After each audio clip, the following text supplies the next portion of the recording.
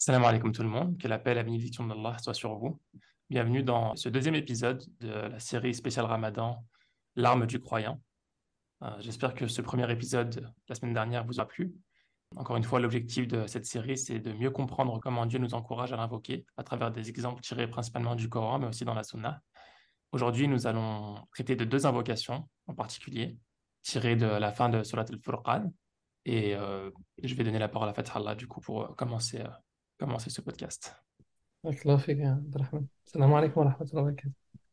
بسم الله الرحمن الرحيم والصلاة والسلام على أشرف المرسلين. Euh, Juste pour resituer ces deux versets dans la fin de Surat al-Furqan. Surat al-Furqan est une sourate qui arrive un peu avant la fin de la première moitié de la période mécoise, période où il y a beaucoup de polémiques et une période au cours de laquelle les Qurayshites qui ne veulent pas adhérer au message du prophète alayhi salatu wassalam cherchent à trouver des failles, ils cherchent à toujours trouver un argument qui permettrait de décrédibiliser le prophète, alayhi salatu wassalam, le Coran, le message. Et cette sourate est une forme d'éducation à comment gérer ce type de polémique. Quelqu'un qui attaque constamment, par exemple, sur les sujets liés à l'islamophobie aujourd'hui, ou qui cherche à décrédibiliser ou dévaloriser. Enfin bref, en tout cas, ce type de situation. Et on se rend compte que, de manière générale, c'est quelque chose d'assez récurrent dans la tradition, dans le Coran, c'est que euh, les attaques sont prises en considération. C'est-à-dire que ça reste un événement de vie, un signe qu'Allah subhanahu wa ta'ala a voulu, puisque Allah subhanahu wa ta'ala crée toute situation. Mais on s'enfonce pas dedans. Quand une question est posée et qu'elle est pertinente et qu'elle est en cohérence avec ce qui nous anime profondément et ce vers quoi on est censé pousser les gens, ben, on la traite. Mais quand c'est pas le cas, ben, on se rend compte qu'Allah subhanahu wa ta'ala se saisit de la question pour nous amener vers autre chose. Et c'est un peu le cas dans Surat al-Furqan, où Allah subhanahu wa ta'ala met en exergue les attaques des Qurayshites de l'époque, et puis il éduque plutôt vers un rapport à l'autre monde, vers une conscience de l'autre monde et l'importance de l'autre monde, et quelle place devrait avoir dans notre vie l'autre monde et le jour du jugement notamment. Mais ce lien au monde invisible, le monde des anges, le monde du paradis et le monde de l'enfer, qui doit animer nos quotidiens, on devrait s'en rappeler au quotidien, il est aussi lié à un mode de vie très concret au quotidien pour chacun d'entre nous. Et c'est pour ça qu'à la fin, il y a une sorte d'école éducative, en fait, avec des consignes de vie qu'Allah subhanahu wa ta'ala va nous partager, et toujours lié à une question polémique, puisqu'à la fin, ils vont venir polémiquer avec le prophète, alayhi salatu wassalam, les Qurayshites, en lui disant bah, toi aussi, tu as plusieurs dieux, tu as Allah, tu as Ar-Rahman, tu as Ar-Rahim, et c'est qui ce Rahman à qui tu demandes de nous prosterner? Et Allah subhanahu wa ta'ala, plutôt que de répondre à qui est Ar-Rahman, il va décrire qui sont Ibadur Rahman. Et quand il décrit Ibadur Rahman, implicitement, il amène en réalité finalement une explication de qui est Ar-Rahman, puisqu'on a au début la description de gens assez extraordinaires qui ont de très belles qualités humaines, qui ont de très belles qualités spirituelles, et qui voilà, sont des exemples. Mais on se rend compte qu'après, dans la description, on a affaire à des gens qui bon, respectent les grands interdits. Donc on est plus loin des grandes qualités, mais au moins ils ont le mérite de respecter les grands interdits. Et donc là, on a déjà une petite compréhension de qui est Ar-Rahman, puisqu'il donne ce statut de Ibad ar-Rahman, les serviteurs d'Ar-Rahman, à des gens de grande qualité, mais aussi à d'autres gens qui déjà se limitent à respecter les grands interdits. Et puis Allah subhanahu wa ta'ala donne aussi cette qualité de Ibad ar-Rahman même à des gens qui ne vont pas respecter les grands interdits, qui vont commettre des grands péchés. Et ça, c'est là où on comprend véritablement qui est Ar-Rahman. Pourquoi?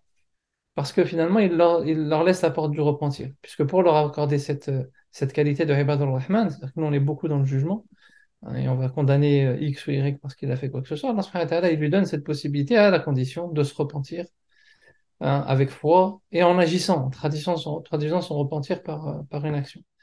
Sauf que l'action, bon, on sait évaluer. Le repentir, bon, à la limite, on peut évaluer qu'on est sur au moins un chemin de retour.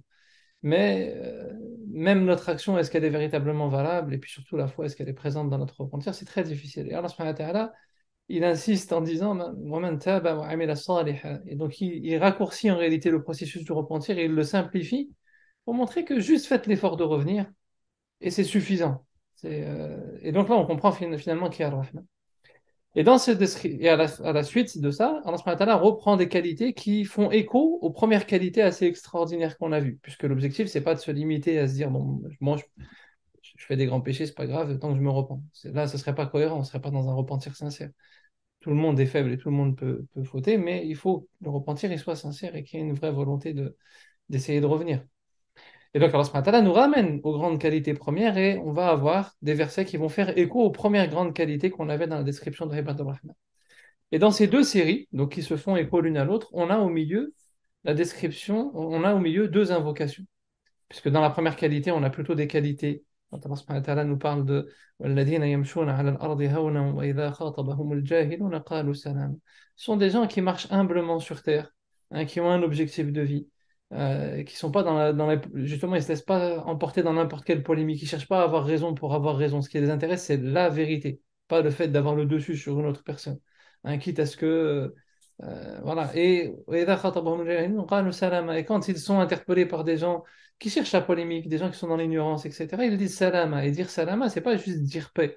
D'ailleurs, c'est pas de le dire en cherchant plus la polémique qu'autre chose, puisque salama veut dire aussi en état de paix, créer un état de paix. On sait qu'en islam, par exemple, la guerre peut être autorisée dans certaines circonstances, mais dans le musabbihat, dans les surats où il y a le tasbih, certains éléments de commentaires du Coran sans rentrer dans les détails nous amènent à comprendre que le vrai tasbih, c'est dans la situation de paix. C'est-à-dire que même la guerre, elle doit conduire à une situation de paix. On ne doit pas chercher le conflit pour chercher le conflit. Si conflit il y a, qui est une nécessité par rapport à une injustice, et ça doit être une étape passagère qui doit ramener une situation de paix, parce que c'est dans la paix que les gens peuvent choisir en conscience. C'est pas dans le conflit ou c'est pas dans la tension. Ce passage fait écho au fait qu'Allah subhanahu wa ta'ala nous parle de gens qui ne sont pas dans le faux témoignage. Hein, donc, on a ces qualités humaines dans les relations avec les uns avec les autres. Je ne m'attarde pas sur ces passages. Ensuite, on a les qualités spirituelles, hein, des gens qui ont une certaine intimité avec Allah subhanahu wa ta'ala pendant la nuit. Et l'écho fait référence aussi à la journée. C'est-à-dire que c'est pas juste ils prient la nuit et la journée, ils sont dans l'oubli d'Allah subhanahu wa ta'ala. Non, ils sont attentifs aussi dans d'Allah subhanahu wa ta'ala. Et pour pouvoir être attentif aussi dans d'Allah subhanahu wa ta'ala la journée, ben, il faut être aussi avoir ces moments d'intimité avec Allah subhanahu wa ta'ala la nuit. Allah subhanahu wa ta'ala nous parle dans nos événements de vie, dans tout ce qui se passe, mais si nous, on n'a pas ce rendez-vous avec lui pendant la nuit, ben forcément, on passe à côté, on passe au travers. Donc, le parallèle se fait. Et puis, le troisième élément qui vient, ce sont deux invocations. La première invocation est liée à l'autre monde, puisque Allah subhanahu wa ta'ala nous dit que ce sont des gens qui disent والذين يقولون ربنا اصرف عنا عذاب جهنم إن عذابها كان غراما إنها ساءت مستقرا ومقاما. Donc ce sont des gens qui disent Rabbana, ô notre Seigneur. Donc ils ont conscience qu'ils dépendent d'Allah subhanahu wa ta'ala, parce que le Rabb, c'est vraiment cette dimension-là, on avait évoqué la dernière fois, la différence entre Allahumma, hein, qui est une invocation d'exaltation de la supériorité d'Allah subhanahu wa ta'ala. Alors que Rabb, c'est une invocation où on reconnaît notre dépendance, hein, et qu'on a besoin d'Allah subhanahu wa ta'ala. Et ce besoin n'est pas forcément prioritairement tourné vers les choses de ce monde.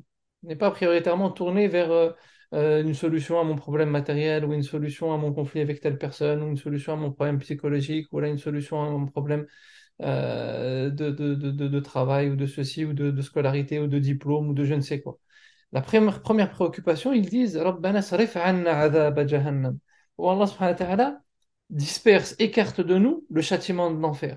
C'est-à-dire qu'ils le voient tellement de manière préoccupante que leur invocation, c'est Sarif Anna, c'est faut que ça soit dispersé, que d'une certaine manière, ça éclate de leur chemin pour qu'ils puissent se focaliser plus sur le paradis. Parce qu'ils ont, de manière intrinsèque, une vraie conscience du risque du châtiment.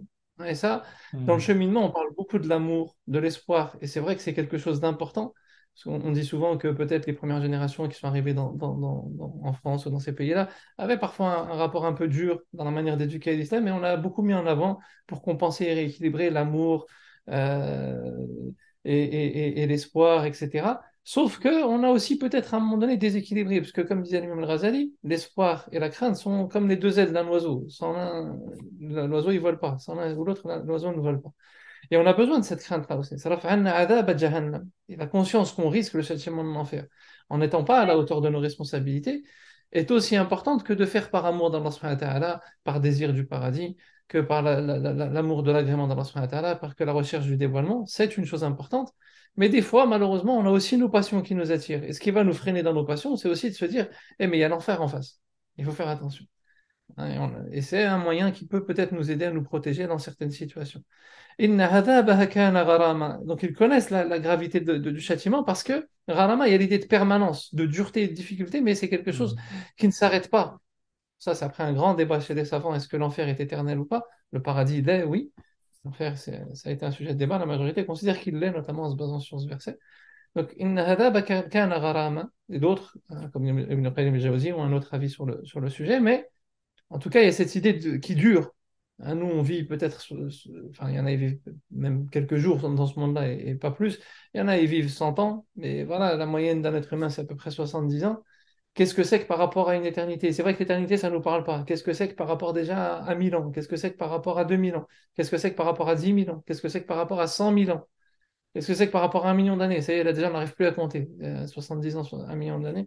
C'est comme si tu dis quelqu'un il a 70 € et l'autre il a 1 million d'euros. De quoi on parle? Vous voyez ce que je veux dire?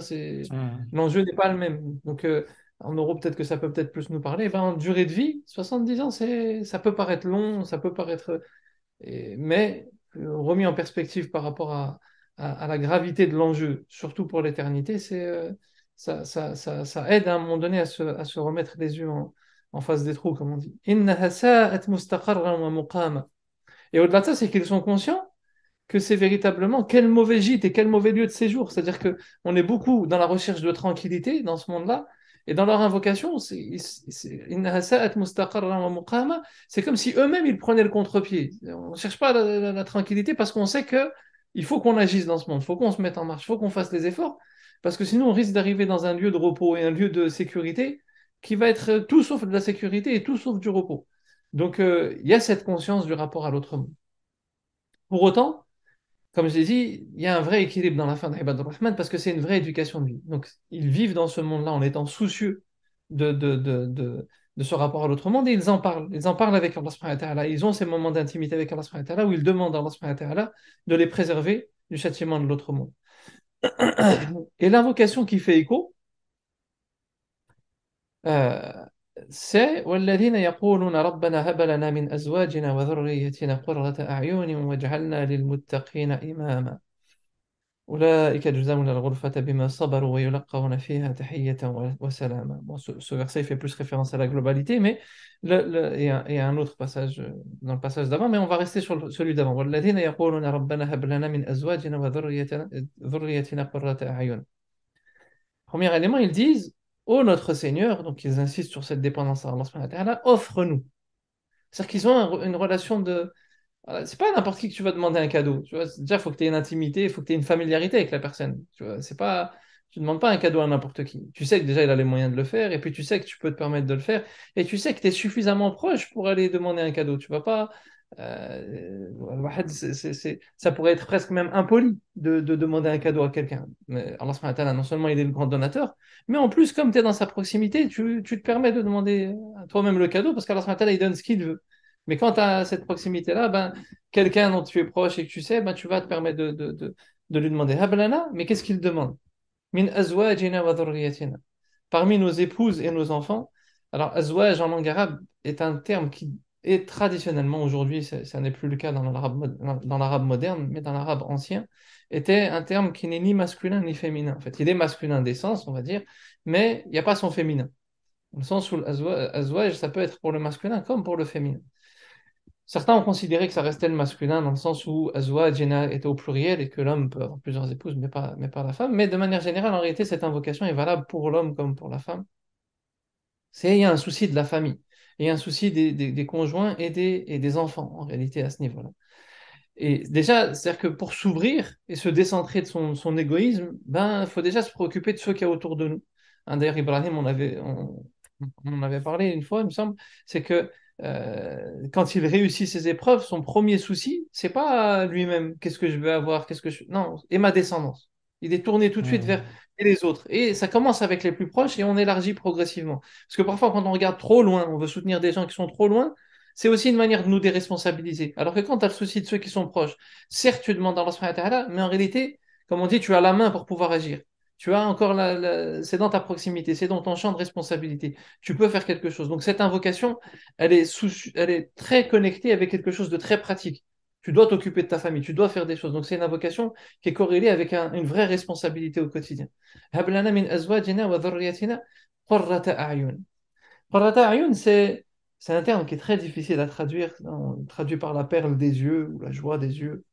Mais en réalité, قرة أعين, c'est un terme, en arabe, c'est un point de fixation. Comme il disait le prophète, alayhi salatu wa sallam, قرة عيني في الصلاة. La perle de mes yeux, on va dire, est dans la prière.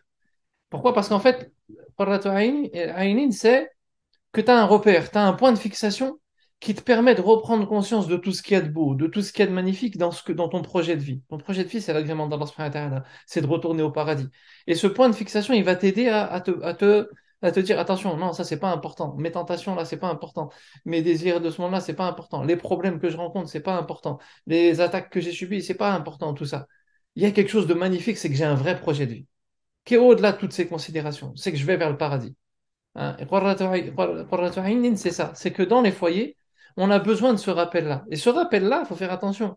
C'est-à-dire que cette joie et cette beauté, elle ne passe pas par que le fait que ton épouse ou ton époux, il va toujours te caresser dans le bon sens du poil, il va toujours sourire avec toi, il va toujours... Parce que là, il risque de te faire dévier de ton cap. Il va te rendre très égoïste. C'est-à-dire qu'il faut de ça, il faut de l'affection. Hein, on va dire, ala bainakum mawaddatan wa rahma, comme il dit le verset du Coran. Il n'a pas mis entre vous de l'amour. L'amour, ça monte, ça descend. Il a mis de l'affection et de la miséricorde. Ça, on est responsable de la donner. On est capable de la donner, même tu aimes ou tu aimes pas, tu peux donner de l'affection, c'est une responsabilité qui t'incombe. Donc, il a mis de l'affection et la miséricorde entre nous. Donc, cette affection, oui, elle est nécessaire. Mais cette affection et cette rahma, et d'ailleurs même la rahma, on dit qu'il y a la notion de puissance dans la rahma, c'est que parfois il faut aussi corriger. La rahma d'Allah subhanahu wa ta'ala, parfois elle se traduit par des épreuves, par le fait qu'il nous corrige. Et dans nos couples et dans nos foyers, avec nos enfants, c'est pareil. C'est-à-dire qu'à un moment donné, quand quelqu'un dévie, il faut aussi à un moment donné cette fermeté de lui dire la vérité. Il faut cette fermeté de rappeler un cadre et de rappeler des limites. Et c'est en ça qu'on peut être des repères les uns pour les autres, avec de l'affection, avec de la miséricorde. Et cette miséricorde, elle inclut aussi le fait qu'il y a, à un moment donné, savoir mettre des limites et savoir pardonner. Quand la personne elle fait l'effort de revenir, on est dans le pardon comme il l'est Allah subhanahu wa ta'ala lui-même dans les versets précédents. Les gens qui font des grands péchés, pourtant, il les a intégrés parmi Ibadur Rahman à la condition qu'ils font l'effort de revenir. Hein, et qu'ils ont au moins juste le souci de faire l'effort de revenir. Donc, من أزواجنا وذريتنا قرة عين واجعلنا للمتقين إماما. Cette dua, elle est aussi assez intéressante parce qu'il dit et fais de nous, pour les muttaqin, pour les gens qui sont dans une démarche de conscience, d'alerte, de vigilance, qui visent donc finalement cet objectif, qui cherchent à aller vers la vérité. Imam. Imam, c'est être guide ou être devant ou être. On dit que l'imam dans la tradition musulmane, c'est celui qui absorbe la difficulté pour les fidèles, c'est celui qui gère l'attention pour les fidèles, c'est celui qui organise hein, pour les autres, hein, qui a le souci en fait de coordonner pour les autres. Et donc, l'idée, c'est pas de demander à devenir des imams dans des mosquées. Certains ont compris un peu cette signification-là de cette invocation. C'est plus que ça. C'est en fait, en réalité, être soucieux d'être dans l'aide de tous ceux qui veulent cheminer, de les accompagner, de les aider. Et ça, c'est assumer ses responsabilités. En réalité, on demande à Allah subhanahu wa ta'ala de nous aider à être plus responsables, pas être dans une posture de suivisme, moi je suis pas capable, je suis pas compétent, être conscient qu'Allah subhanahu wa ta'ala t'a donné des forces, et on demande à Allah subhanahu wa ta'ala de nous donner cette conscience qu'il nous a donné des qualités parce qu'il nous en a tous donné. On a nos péchés, certes, il faut en être conscient, il faut essayer de se repentir, mais il nous a aussi donné des forces et des qualités. Et donc on demande à Allah subhanahu wa ta'ala de nous permettre de les utiliser pour accompagner les gens, pas pour nous-mêmes déjà. C'est comme Ibrahim alayhi salam, comme le prophète Mohammed alayhi salam, dans le souci des autres. Comment on peut aider et les autres, c'est pas n'importe qui. C'est pas les gens du pouvoir, c'est pas les gens qui ont l'argent, il faut aller les convaincre parce qu'on va renforcer la communauté. Non, comme dans l'histoire de Abasa wa Tawalla, le prophète il va parler aux notables de Quraysh en pensant que si il arrive à les convaincre, Allah subhanahu wa ta'ala lui descend Abasa wa Tawalla, l'aveugle, qui est peut-être un être faible, mais parce qu'il a la conscience d'Allah subhanahu wa ta'ala, lui il est plus important. Celui qui veut la vérité, lui il est le plus important. Cherchons les gens qui veulent la vérité, qui veulent cheminer, qu'ils soient musulmans ou qu'ils ne le soient pas. Parce que dans la notion de conscience, hein, par exemple dans Surat Al-Imran, Allah subhanahu wa ta'ala évoque le statut de muttaqin, même par rapport à des gens derrière le kitab. Donc ça veut dire qu'ils peuvent être dans cette démarche-là de recherche de vérité, et ils n'ont pas encore peut-être trouvé Allah subhanahu wa ta'ala, mais ils ont ce souci du vrai. Eh bien, il faut accompagner, et il faut essayer de les aider à trouver ce qui est vrai, et leur choix, il leur appartient après derrière. Mais ce qui doit nous préoccuper, c'est ça. Comment est-ce qu'on peut se mettre au service? Parce que l'imam, finalement, il est plus dans une démarche d'être au service hein, que d'avoir le pouvoir ou l'autorité, comme parfois on peut le comprendre. C'est plus celui qui va justement être responsable du groupe et des autres pour pouvoir essayer de faire en sorte d'aider à cheminer. Wallah alam, en tout cas, je pense que c'est des vraies clés d'enseignement par rapport à la manière dont on vit aussi, par exemple, l'islamophobie dans nos pays, etc. On est beaucoup dans une posture défensive de oh, c'est pas normal, ils nous ont attaqué, ceci, etc. Il faut se saisir de ces choses-là pour, au contraire, ramener l'incohérence dans ces sociétés, dans les modes de vie, dans la manière dont on vit, ramener ces éléments-là, plus plutôt réorienter le débat vers ce qui doit faire avancer la société, ce qui doit corriger les déviances de la société, en commençant par déjà nous-mêmes à notre échelle, à l'échelle des proches, hein, et à l'échelle de tous ceux sur qui on peut intervenir. Parce que parfois on voit trop large. Je ne dis pas que c'est pas bien de voir large, il faut avoir une vision globale, c'est important, mais il faut que cette vision globale, elle nous aide à agir concrètement là où on peut agir. Et chacun, il a un champ d'action qui lui est propre. Abdelrahman, je te laisse réagir, Inch'Allah, par rapport à... Je te remercie, Fathallah. J'ai bien aimé la manière dont tu as déroulé ces versets, expliquer un peu leur placement dans cette sourate. Sur le premier verset déjà, sur où on se réfugie contre Jahannam, contre l'enfer, on voit que par rapport à Ibad al-Rahman, donc les serviteurs du miséricordieux, ils ont constamment en fait cet esprit de vouloir se protéger contre ce châtiment-là. Les questions que ça amène, c'est est-ce que en tant que croyant, en tant que musulman, est-ce que c'est quelque chose que nous on fait? Est-ce que c'est quelque chose qui revient régulièrement, pas forcément en continu, mais au moins régulièrement, qui revient vers nous, dans lequel on essaie de se réfugier avec le cœur, pas juste avec la langue. Après, j'aurais peut-être plus de choses à dire sur le deuxième verset, enfin, plus de choses qui m'ont inspiré dans le deuxième verset, dans ce que tu as dit. Je pense que je comprenais mal ce doha avant, par rapport à ce que tu viens de dire et par rapport à ma compréhension un peu plus récente. Donc, je vais relire la traduction de Hamidullah: Seigneur, donne-nous en nos épouses et nos descendants la joie des yeux et fais de nous un guide pour les pieux. La manière dont je le comprends, c'est pas que je le comprenais, mais dont je le voyais peut-être plus, c'était juste une joie générale, en fait, d'avoir des épouses et des enfants, enfin un époux, une épouse, et des enfants qui nous rendent heureux. Et la manière dont je l'ai expliqué, on se rend compte que c'est pas vraiment le terme heureux, qu'est-ce que ça veut dire? Parce que c'est vrai que dans notre éducation, je pense que beaucoup se retrouveront dans ça. Euh, il y a beaucoup de choses que nos parents ou que des parents cherchent, ou que nous, en tant que parents, cherchons pour nos enfants, qui parfois nous rendent très heureux, par exemple, qui réussissent à l'école, voilà, qui se marient, ou qu'il y a des choses qui se passent, et qui nous rendent extrêmement heureux. Et peut-être qu'on va essayer de lier ce genre d'événements à ces doigts-là, en délaissant, comme tu as dit, le côté spirituel. Moi, ce que je comprends de ce doha, hein, bien sûr, on essaie de trouver le bonheur et la joie dans nos relations proches, notamment nos épouses et nos enfants. Mais ce que je retiens aussi de ce que tu as expliqué, c'est que le plus grand bonheur qui englobe tout ça et qui est au-dessus de tout, c'est vraiment de voir ses conjoints, enfin son conjoint et ses enfants bah, sur le droit chemin, croyants, qui poursuivent un cheminement spirituel croissant, enfin, qui se rapproche de plus en plus de Dieu. C'est à travers ça que vraiment on trouve le plus gros bonheur de ce que je comprends de ce verset-là. Et peut-être que ce verset aussi reflète aussi l'état de notre cœur, parce que peut-être qu'on peut se dire, est-ce que c'est vraiment ça qui me rend heureux quand je vois ma femme, quand je vois pour une femme, quand je vois mon mari, quand je vois mes enfants, est-ce que c'est vraiment ça qui me rend heureux, ou est-ce que c'est juste qu'ils réussissent à l'école et qu'ils fassent telle ou telle chose qui, oui, ça rend heureux, mais est-ce que, par exemple, le fait que mon enfant ait un cheminement spirituel positif, est-ce que ça me rend vraiment heureux? On a tous entendu des histoires où il y a par exemple des sœurs qui commencent à porter le voile, par exemple, et ça commence à créer des tensions dans la famille, alors que c'est des familles musulmanes. Il peut y avoir d'autres situations, des choses qui se passent, par exemple, qui mettent en avant peut-être l'apprentissage de la religion, du Coran, etc., et que ça va créer des tensions peut-être dans la famille. Alors que là, à travers ce verset, on voit que normalement, non, c'est ça qui est censé apporter le plus de joie en tant que père, en tant que mère, en tant qu'époux. Et bah, je laisserai réagir après, mais il y a aussi la dernière partie, donc et fait de nous un guide pour les pieux. C'est vrai qu'on a souvent cette idée que être leader, c'est pas une position qu'il faut demander en fait. En islam, on ne demande pas à être leader, c'est pas bien, tout ça. Et là, on voit que on fait un doha pour être un leader pour les pieux, un guide pour les pieux. Et en fait, la manière dont je comprends, c'est que on cherche à être un exemple pour les pieux. On cherche pas forcément à atteindre une position, avoir telle position, telle place, être directeur ou être imam, quoi que ce soit.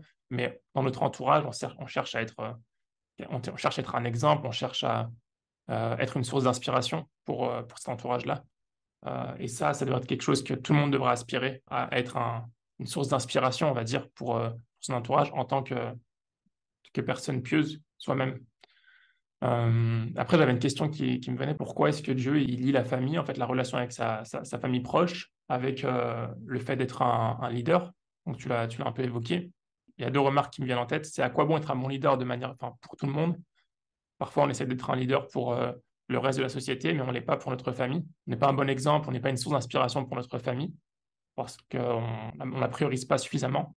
Et la deuxième chose, c'est que si on cherche à être un imam pour le reste de la société ou pour sa communauté, le fait d'avoir une famille qui soit la fraîcheur de nos yeux, qui soit la joie de nos yeux, c'est un support en tant que guide pour les pieux. Parce que parfois, on peut vivre des difficultés, ça peut être difficile. On part un peu au combat, un petit peu. Des fois, c'est fatigant. Et le fait de revenir et de retrouver un peu cette joie dans son entourage, c'est aussi une source de support. Donc, c'est un peu comme ça que je vois le lien entre les deux. Voilà, c'était un peu mes commentaires, ce que j'ai retenu de ces versets-là. Qu'est-ce que tu en penses, toi, Fathallah? Barakallahu fik, Abdurrahman. Sur le passage concernant la notion de responsabilité, je pense que ça, c'est un vrai sujet parce qu'en fait, la tradition musulmane est une culture du devoir plus qu'une culture des droits. Hum, Les droits, hum, en fait, sont l'émanation des devoirs. On ne réfléchit pas tellement en termes de droits à la base, en fait. On réfléchit plus en termes de nos responsabilités parce qu'on va rendre des comptes à Dieu de toute façon. Donc, ce qui doit nous préoccuper, c'est quelles sont nos responsabilités, quels sont nos devoirs. Et en hum, conséquence, bah, ça induit des droits. Ça induit des droits pour nous-mêmes, ça induit des droits pour les autres, etc. Euh, mais ce qui est le plus important, c'est véritablement cette approche des devoirs.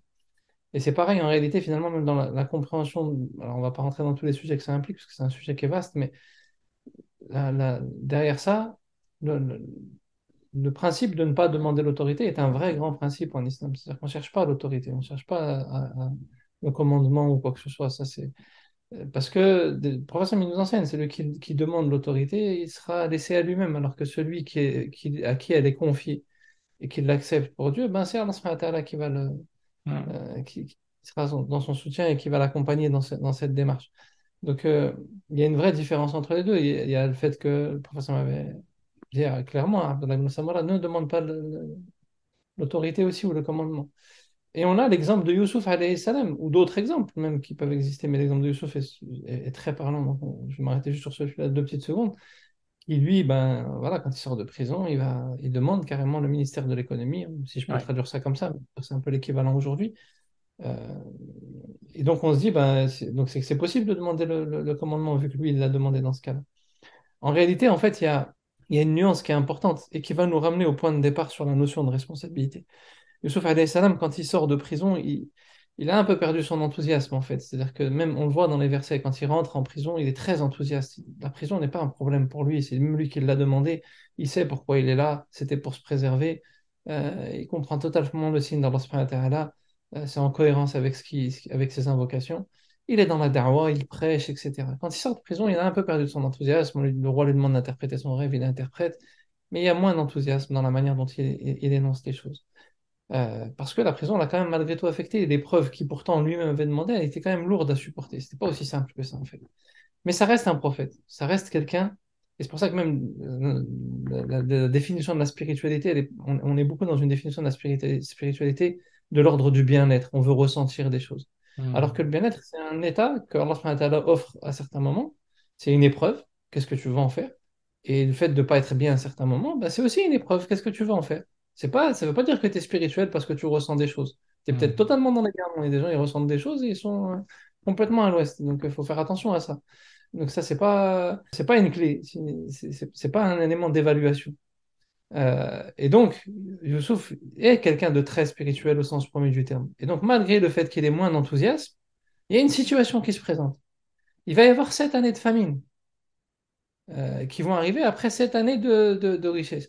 Qui accepterait de prendre la responsabilité à ce moment-là? Si ce n'est quelqu'un qui dit, c'est ma responsabilité devant Dieu, personne ne va s'avancer sur ça, ou celui qui va s'avancer, voilà quoi, il faut à un moment donné assumer. On est dans une situation difficile, et là il y a des moments dans les situations difficiles justement, et en général on va se rendre compte que les gens ils veulent bien s'avancer quand il y a un boulevard ou quand c'est dans leur intérêt ou quoi que ce soit, mais dès que ça devient très compliqué ou que ça devient là, on a tendance un peu à fuir. Et la vraie démarche de responsabilité, elle est là. C'est qu'à un moment donné, il y a des moments, il faut s'avancer. Il y a un conflit, il y a une difficulté, il y a la lourdeur d'une situation, il y a un problème à gérer. Et c'est là où il faut être responsable. C'est pas le commandement pour le commandement, c'est qu'il faut dire, non, il faut faire. Et là, il faut. Allah subhanahu wa ta'ala m'a donné un certain nombre de facultés.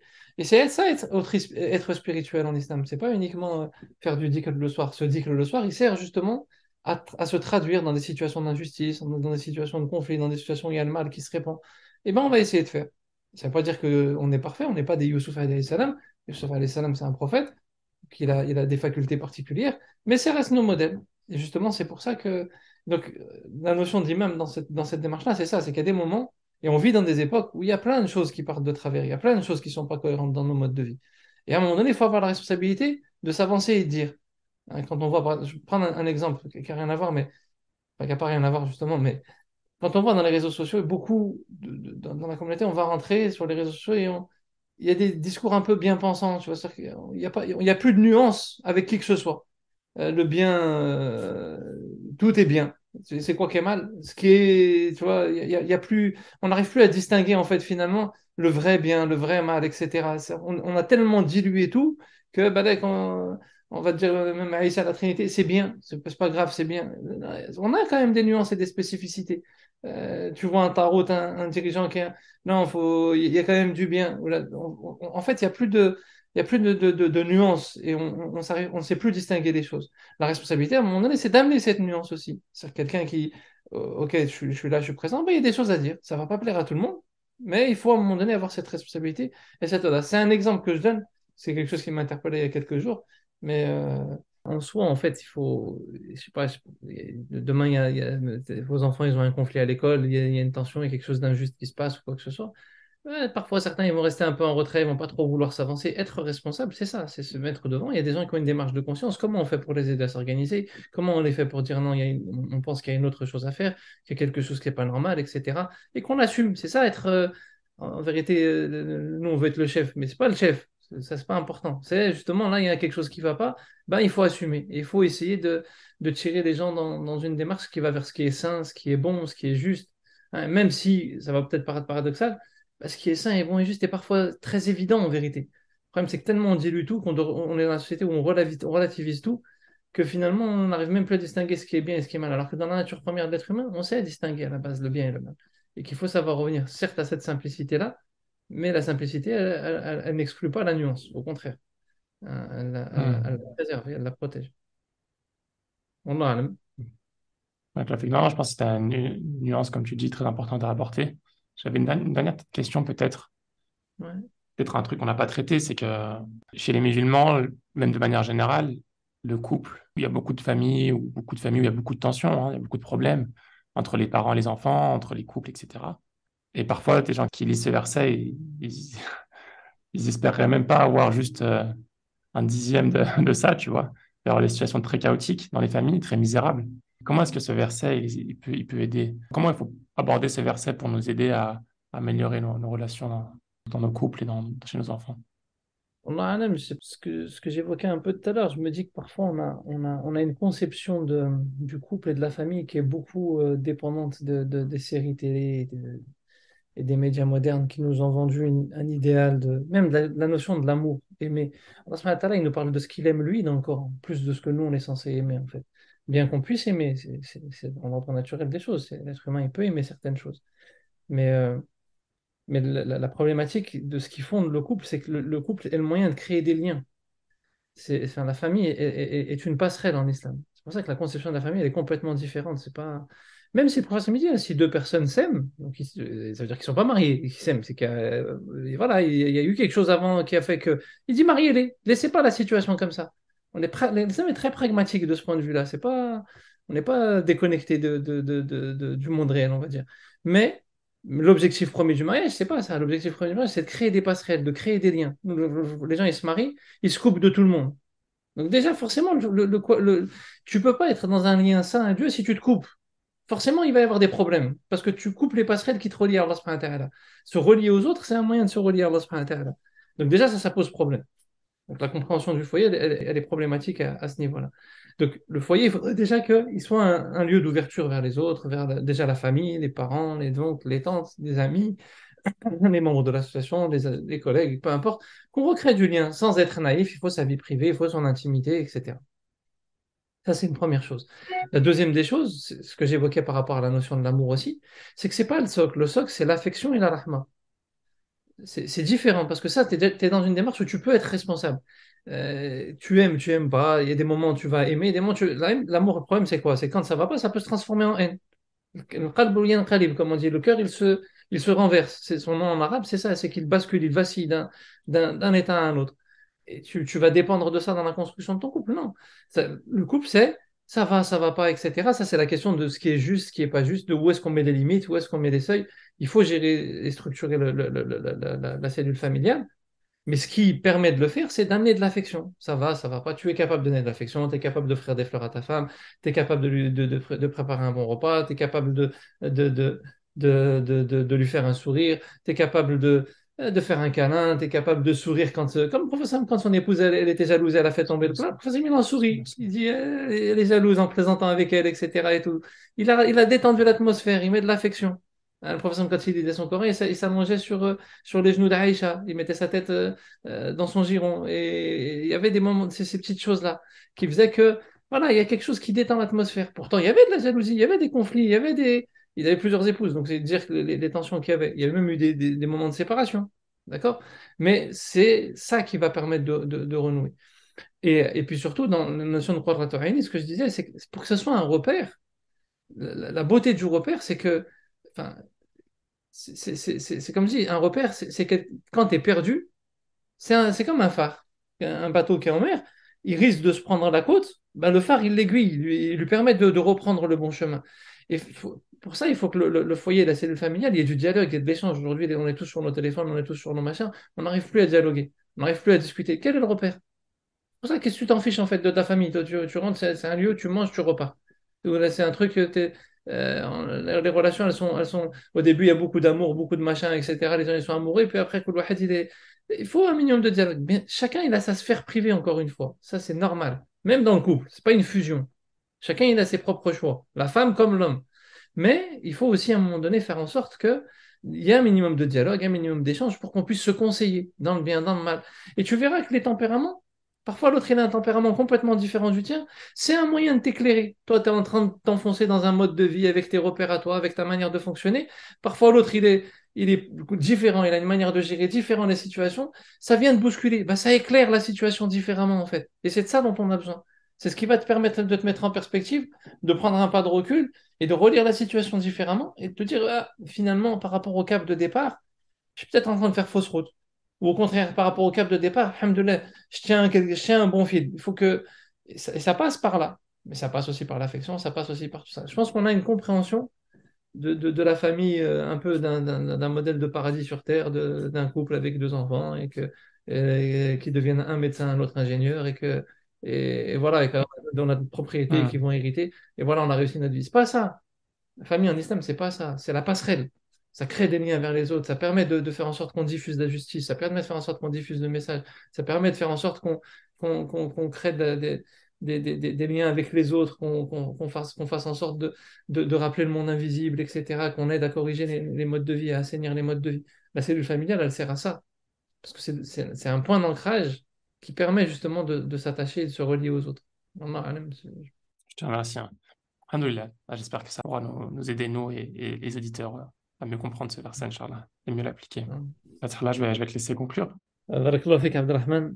On demande à Allah subhanahu wa ta'ala d'agréer notre jeûne déjà et nos efforts pendant ce mois et de nous permettre de multiplier les efforts pendant ce mois béni. On demande à Allah subhanahu wa ta'ala de nous accorder la proximité Hmm. du Coran pendant ce mois béni, de nous permettre de suivre les traces du prophète alayhi salatu wassalam, jusqu'à nous ramener à son bassin, de nous réunir avec nos proches et nos familles et tous ceux qu'on aime auprès de son bassin, dans les plus hauts degrés du paradis, de nous accorder le dévoilement. On demande à Allah subhanahu wa ta'ala de nous pardonner nos fautes, nos péchés et nos manquements, de nous permettre d'assumer nos responsabilités et nos devoirs.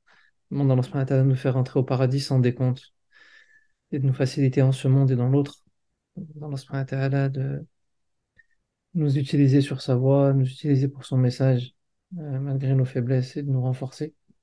Demande à Allah subhanahu wa ta'ala l'agrément. سبحانك اللهم وبحمدك أشهد أن لا إله إلا أنت وأستغفرك وأتوب إليك وأستغفرك وأتوب إليك ونستغفرك ونتوب إليك وصلى اللهم على نبينا محمد وعلى آله وأصحابه أجمعين وآخر دعوانا أن الحمد لله رب العالمين بارك الله فيكم. On vous dit à la semaine prochaine, Inch'Allah, pour le troisième épisode. Salam alaikum. عليكم السلام.